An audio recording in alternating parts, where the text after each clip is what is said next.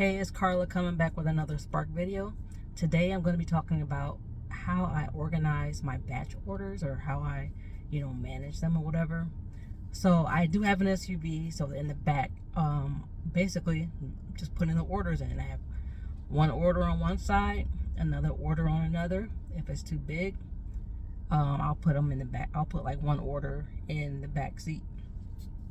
Yesterday I had a batch order, but it was just like one item per person or whatever. So I just basically stayed here in the driver's seat and I put the orders behind the passenger seat on the floor. And so I was able to just pick them, scan, get out of the car instead of having to go through the lift gate. So that was one way that I was able to work out the small batch order. So I have been like pondering, like, how can I deal with organizing the large, like sometimes I'll be like 2 orders and I'll keep them on the sides, but as you drive, items, they shift around. And yesterday I had 2 orders and there was that shifting, and then they kind of like merged. And before that I was already thinking, okay, I need to put some kind of divider in there or containers or something to try to keep these items from merging like that. So when that happened yesterday, I was like, okay, really need to try to get on something so that I can keep these orders separate. So I came in today, and I don't know, just inspiration just came out of nowhere, and I was able to come up with this idea for dividing the SUV. So in the back, you will see that it's a flat area, but between the 2 seats, there is like this creases, where the seats are split. And so I have this it's actually from my wagon. It's the cover that goes around the wagon that keeps it closed. It was behind the seat on the passenger side, and I just had this inspiration to go ahead and use that to split the orders. And it actually worked out quite well this morning because I had 2 like extra large orders, and so they were able to keep the items separated quite well. So so that was a solution for me. Otherwise I was like thinking, okay, I can get cardboards or some kind of like plywood or something, but this actually worked out pretty well, and it was something that I just already had on hand. So I'm just gonna continue to use that, see how that works out. So far it seems to be working well, and it fits perfectly. So so that was a solution that that I was able to come up with for keeping the batch orders separate in the back of the car. Another thing happened today that happened before at this particular Walmart location.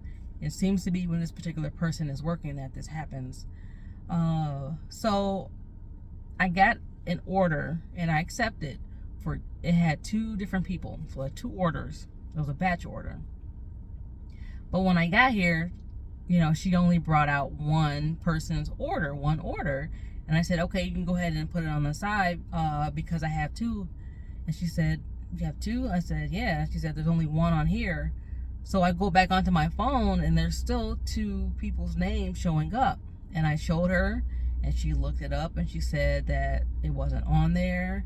And when you go to the screen where it shows you to scan the labels, the person's name was on there, but there wasn't even like an option to scan anything. So I scanned the one that I had, and the other one just basically would have their name, but there's nothing like 0 of 0 or 0 of 2, anything like that.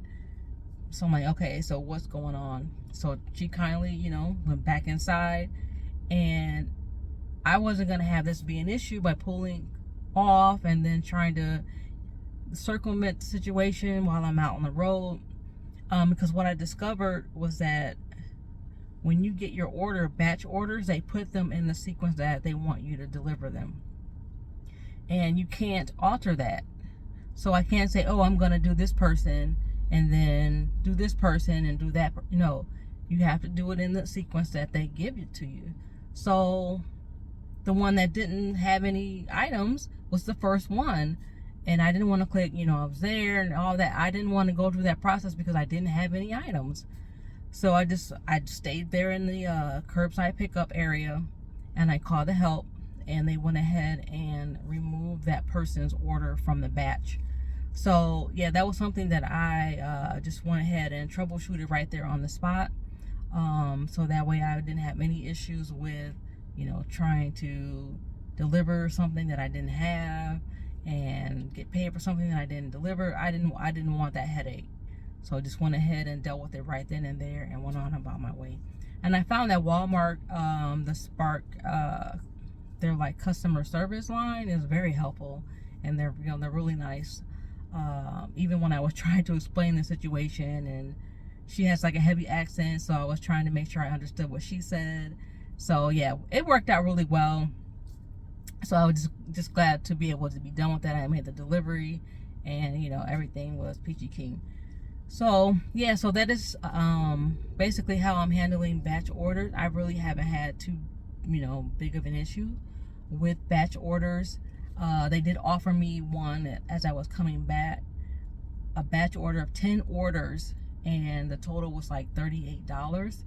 And I was just listening to another Spark Deliverers YouTube channel, and someone in the comments had mentioned that they did that, and like $3 or whatever per person if you did it that way. And I was like, I really don't want that one, because I didn't like that it was going to be $3 per order. And I know that people tip and everything, but you kind of just left to their goodwill for them to do that. You can't depend on it.